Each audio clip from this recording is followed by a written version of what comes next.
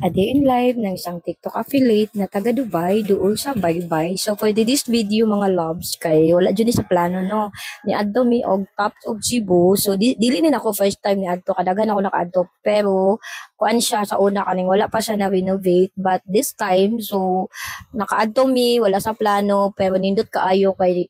siya pagka renovate. Mamangha jud ka kay naadto ka sa Top of Cebu so tibuok Cebu ni ani na kuan makita jud nimo. So mao ni ang nindot sa adtuon when kuning naa gani mo sa Cebu kung namo sa Cebu number one na ibutang ninyo sa last kay nindot sad ni siyang adtuon and then mao na among plano sa una pa nga makasuroy mo din with kid pero wala sa plano sad na mo nga makaabot ni diring dapita. So very nice kayo nindot kayo very relaxing kuan kayo ang view very kaning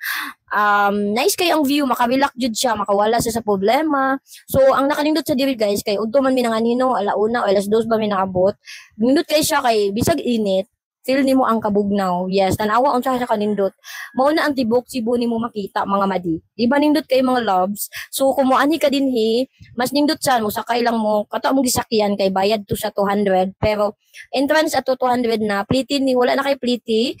ano nang back and forth na ang imong sakay ato. So 200 ang entrance diha pag sudna mo. So nice kay siya na mao na siya dai nagpicture-picture mi daghan kay gipang buhat, then gipang gutom na mi. So mao na ni ang time nga moadto na mi.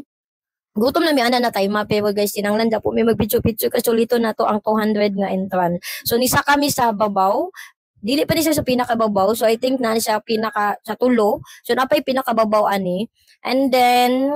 kay gipang ko ano man ni gipang kapoy then this time na ako nakita na nagpent so daghan ko nakita diha nagpent no daan na po diha na gining unsay tawag ana kanang na kana ginaigi palupad nag-drone so nice sad kaayo kanang makita nimo tibuok sa dinha so man na naog na mi kay maniud to kay gigutom ni nimo abi mi ganiha ay kay kuan sobra jud nadugay jud mi kay kuan sa nami gihuwat so diha naniud to nami mao na mong gi-order so it's sad lami sa ilang mga food lami sa ilang mga pagkaon so kanang mga gipanghanda o among gi-order lami siya naali usa lang diha na kuan kanang juice or shake man gani sobra lang siya katamis mo lang ang wala na mo ganahi so order na siya sa akong gustoon ako akay kuan man ako akaning lemon kay this time kay giubo ko so mao na yan, mao na nindot sad sila mo oy kay na sila isulti na mao ni imong gi-order, mao ni ma'am, so nindot kaayo. So lami sa ilang mga pagkaon, worth it sad ang bayad no kaning among nabdeal ani is 3,000 kapin. So kuan nami kabuk pito nami nakakaon, di ba? O worth it jud.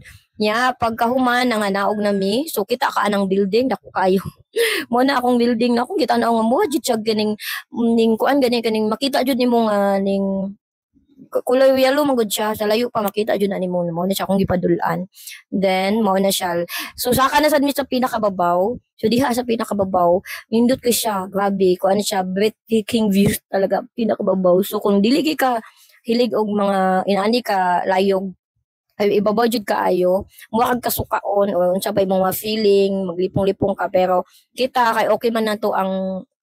babaw height dili man ta hadlokon okay ra siya sa kuha nice kay siya sa ibabaw kay pwede ka magkuan diri mag telescope mo ba na telescope so amon tuyo din sa ibabaw jud para makita ang tibok jud Cebu kay diha sa babaw gud nice sad kay siya kay pinakaibabaw na siya so gamay ra kay ni saka sa ibabaw ang sunod ani may daghan so kami kay tuyo jud na mo kay telescope man so patsensya na mo kay ang atong mini vlog naabot man jud og 4 minutes so kung mo mo okay go so mo na siya imong makita sa ubos do mo di ba pakak di ba try lang ta og kuan so makita sa nimo ang mga building kung mag-try ka ana o di ba nindot kayo then after that nang uli na mi so mo ni among gisakyan mo na siya 200 pesos pliti na na